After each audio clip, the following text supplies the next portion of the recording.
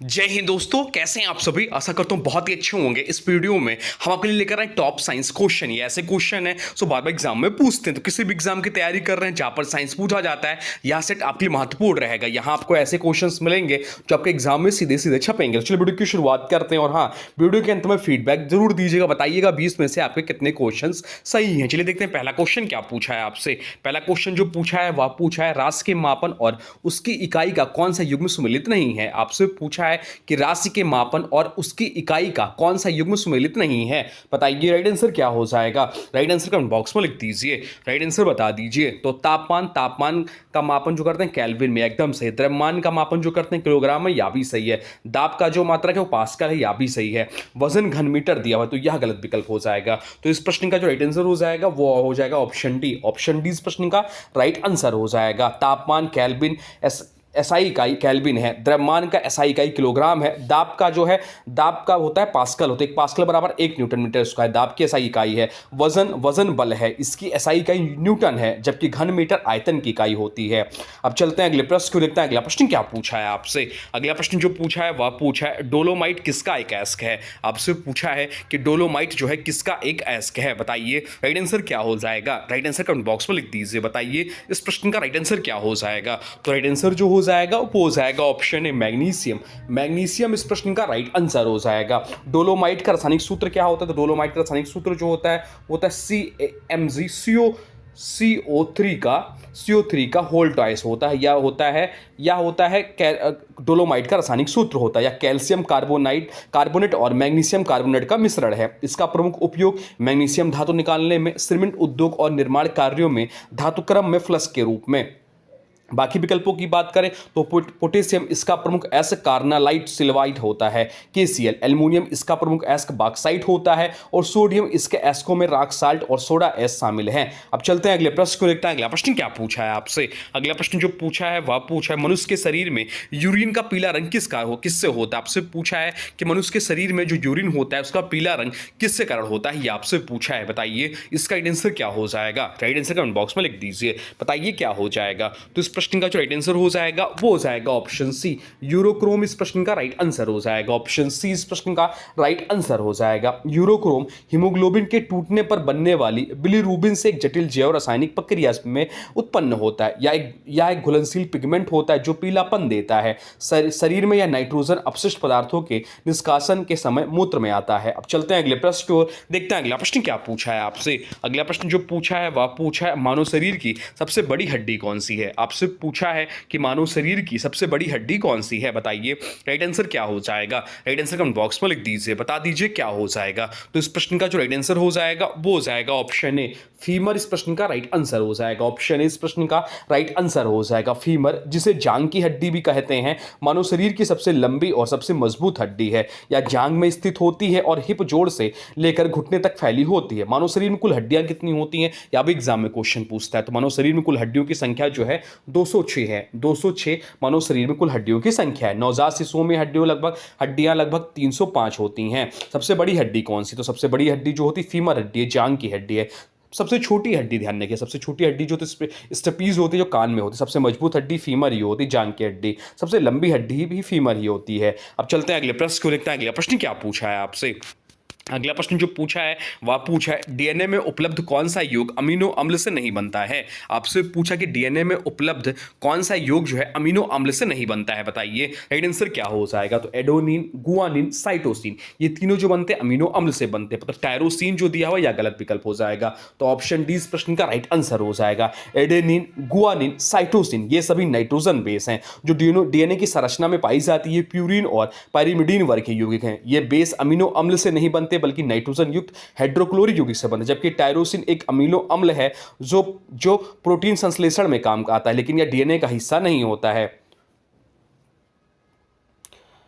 नहीं होता है। बाकी डीएनए की बात करें, डीएनए में चार प्रमुख बेस होते हैं, adenine, thymine, guanine, cytosine. Amino अम्ल वह यौगिक होते हैं जो प्रोटीन के निर्माण में भाग लेते हैं। टायरोसिन एक non essential aromatic amino acid है, डीएनए की नहीं बल्कि प्रोटीन संरचना का भाग है। अब चलते हैं अगले प्रश्न को देखते हैं। अगला प्रश्न क्या पूछा है आपसे? अगला प्रश्न जो पूछा है वह पूछा स्टेनलेस स्टील बनाने के लिए क्या प्रयोग में लाया जाता है। आपसे पूछा है कि स्टेनलेस स्टील बनाने के लिए क्या प्रयोग में लाया जाता है, बताइए। राइट आंसर क्या हो जाएगा? राइट आंसर कमेंट बॉक्स में लिख दीजिए। तो राइट आंसर जो हो जाएगा वो हो जाएगा ऑप्शन ए, क्रोमियम व निकल इस प्रश्न का राइट आंसर हो जाएगा। ऑप्शन ए इस प्रश्न का राइट आंसर हो जाएगा। स्टेनलेस स्टील एक विशेष प्रकार का स्टील है जो जंग नहीं लगने देता और चमकदार होता है। इसे बनाने के लिए लोहे में निम्न तत्व मिलाए जाते हैं। क्रोमियम जंग से सुरक्षा के लिए लगभग 10-10.5% उससे अधिक। निकल मजबूती, लचीलापन और चमक के लिए।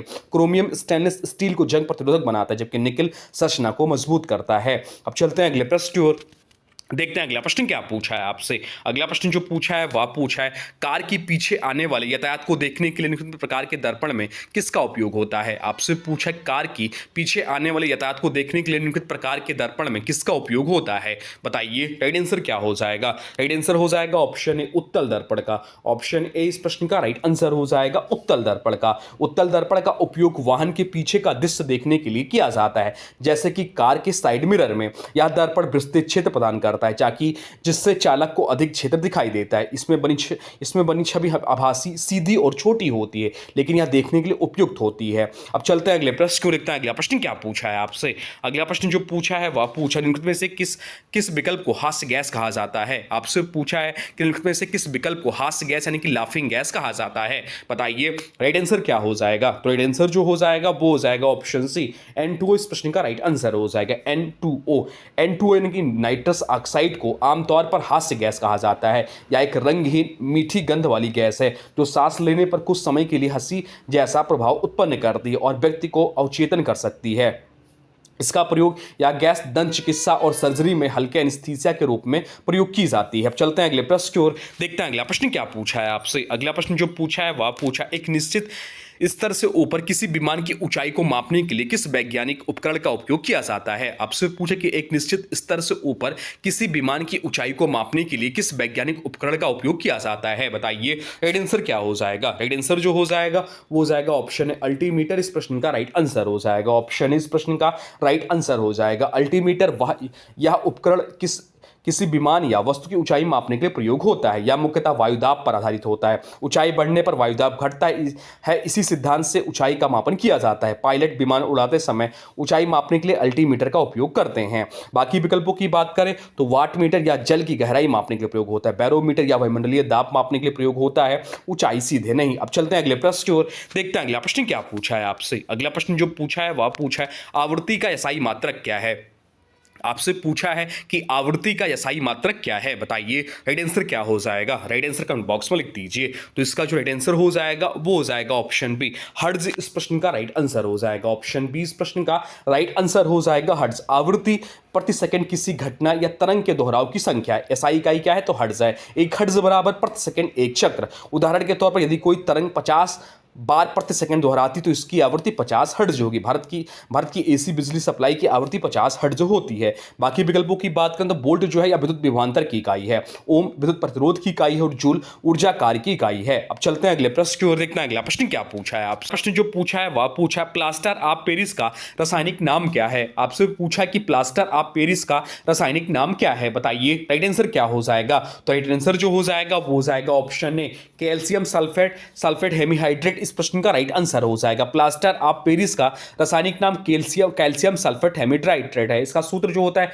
CaSO4 इंटू हाफ H2O इसका रासायनिक सूत्र होता है, जिसे बोलते हैं कैल्शियम सल्फेट हेमीहाइड्रेट। या जिप्सम को गर्म करने पर बनता है क्या? तो या जिप्सम को गर्म करने पर बनता है, पानी मिलाने पर या जल्दी कठोर होकर ठोस बन जाता है। बाकी विकल्पों की बात करें तो कैल्शियम कार्बोनेट या चूना पत्थर है, सोडियम क्लोराइड या साधारण नमक है, NaCl और कैल्शियम क्लोराइड जो या क्विक लाइम है। पीओपी का उपयोग जो होता है मूर्तियों, प्लास्टर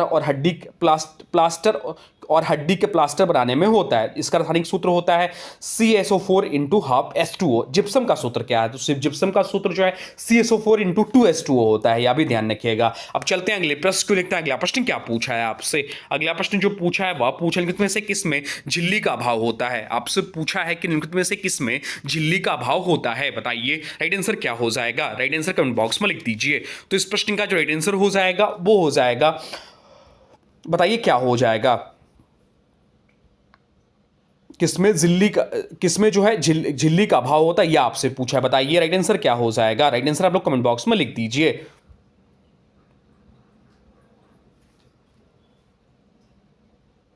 तो इसका जो राइट आंसर हो जाएगा वो आप लोग को कमेंट बॉक्स में बताना है, या आपके लिए है। अब चलते हैं अगले प्रश्न को देखते हैं। अगला प्रश्न क्या पूछा है आपसे? अगला प्रश्न जो पूछा है वह पूछा है, इसका राइट आंसर आप लोग कमेंट बॉक्स में बताना है। ऑप्शन जो बराबर नंबर का क्वेश्चन है इसको आपको बताना है। देखते हैं आपकी तैयारी कैसी है। अब चलते हैं अगले प्रश्न को देखते हैं। अगला प्रश्न क्या पूछा है आपसे? अगला प्रश्न पूछा निम्नलिखित में से नेत्रों का कौन सा भाग नेत्रों के विशिष्ट रंग के लिए उत्तरदायी होता है? आपसे पूछा कि निम्नलिखित में से नेत्रों का कौन सा भाग नेत्रों के विशिष्ट रंग के लिए उत्तरदायी होता है, बताइए राइट आंसर क्या है? राइट आंसर आप लोग को कमेंट बॉक्स में बताना है, बताइए क्या है?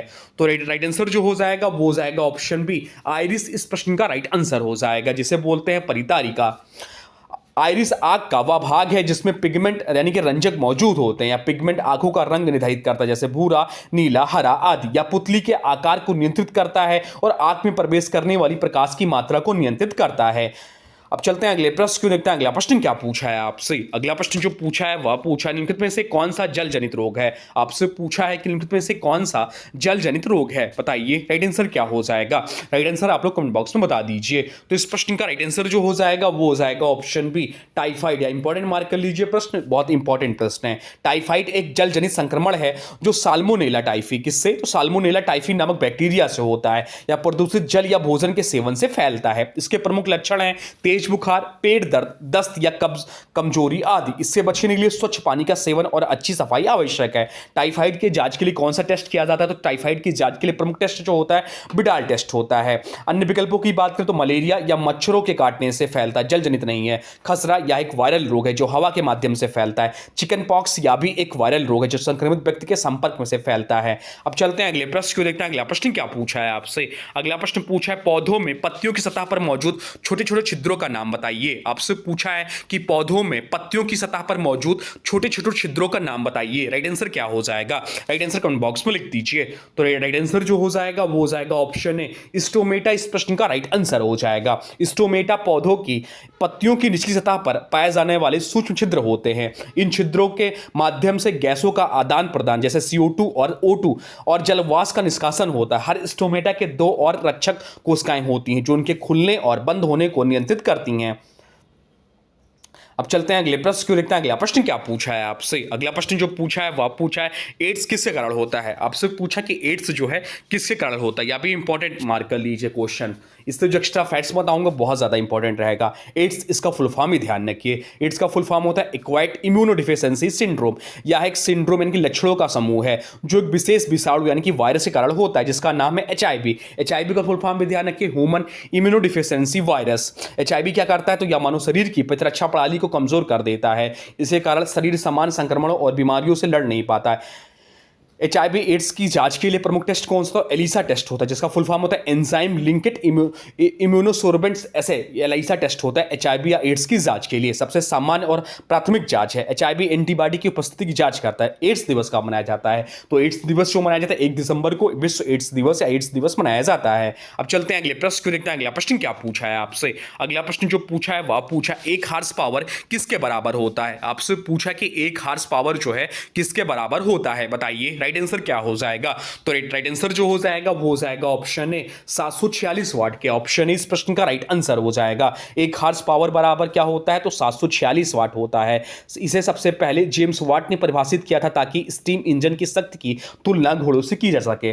अब चलते हैं अगले प्रश्न को देखते हैं। अगला प्रश्न क्या पूछा है आपसे? अगला प्रश्न जो पूछा है वह पूछा है कार्बोहाइड्रेट, प्रोटीन और वसा के पूर्ण पाचन का स्थान है। आपसे पूछा है कि कार्बोहाइड्रेट, प्रोटीन और वसा के पूर्ण पाचन का स्थान है, बताइए राइट आंसर क्या हो जाएगा। तो राइट आंसर जो हो जाएगा वो हो जाएगा ऑप्शन बी, छोटी आंत इस प्रश्न का राइट आंसर हो जाएगा। भोजन का आंशिक पाचन मुंह और पेट में होता है, लेकिन कार्बोहाइड्रेट, प्रोटीन और वसा का पूर्ण पाचन छोटी आंत में होता है। यहां पर अग्नाशयी रस और आंत रस मिलकर सभी पोषक तत्वों को सरल रूप से तोड़ते हैं। तो कार्बोहाइड्रेट ग्लूकोज में, प्रोटीन को अमीनो अम्ल में, वसा को फैटी एसिड और ग्लिसरॉल में, पचे हुए पोषक तत्वों का शोषण यानी एब्जॉर्वेशन भी छोटी आंत में होता है।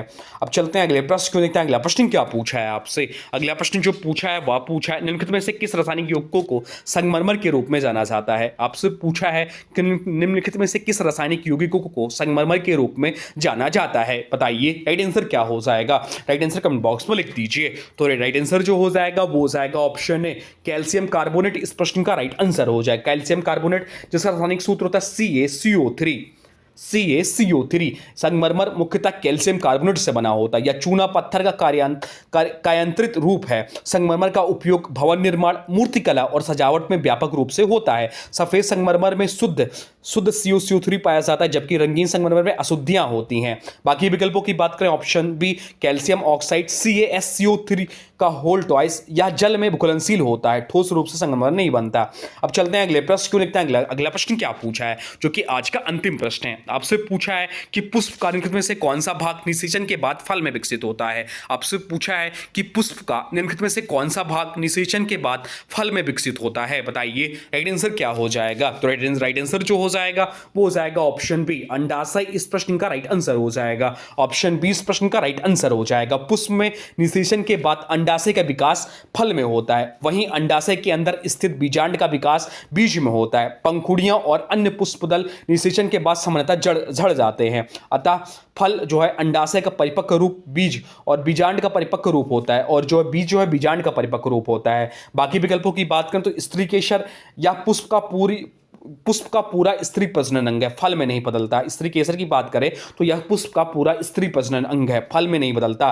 बीजांड की बात करें तो यह बीज में बदलता है, फल में नहीं। और पंखुड़ी की बात करें पेटल, तो यह केवल आकर्षण के लिए होता है, निषेचन के बाद गिर जाती है। तो ये थे आपके टॉप 20 साइंस क्वेश्चन जो आपके आने वाले एग्जाम के लिए बहुत ही महत्वपूर्ण हो जाते हैं। चाहे आप ग्रुप डी, एनडीपी से किसी भी एग्जाम की तैयारी कर रहे हैं जहां पर साइंस पूछा जाता है, या चुनिंदा प्रश्न जो आपके एग्जाम में बार बार पूछते हैं, तो इन 20 प्रश्नों को आप लोग रख लीजिए। अब आज की वीडियो से प्रश्न है, इसका राइट आंसर आप लोग को कमेंट बॉक्स में बताना है। आज की वीडियो से प्रश्न है, निकट दृष्टि दोष को ठीक करने के लिए किस लेंस का उपयोग किया जाता है। आपसे पूछा है कि निकट दृष्टि दोष को ठीक करने के लिए किस लेंस का उपयोग किया जाता है। आप लोग बताइए इसका राइट आंसर क्या है। निकट दृष्टि दोष और दूर दृष्टि दोष के भी निवारण के लिए किस लेंस का प्रयोग किया जाता है, इसका भी राइट आंसर आप लोग कमेंट बॉक्स में लिख दीजिए। और हाँ देखिए, अभी तक आपने वीडियो को लाइक नहीं किया है तो प्लीज वीडियो को लाइक कर दीजिए, और चैनल पर नए चैनल को सब्सक्राइब भी कर लीजिए। तो चलिए मिलते हैं एक नए वीडियो में, तब तक के लिए thanks for watching railway exam target. For more update please subscribe railway exam target channel को। जय हिंद, वंदे मातरम।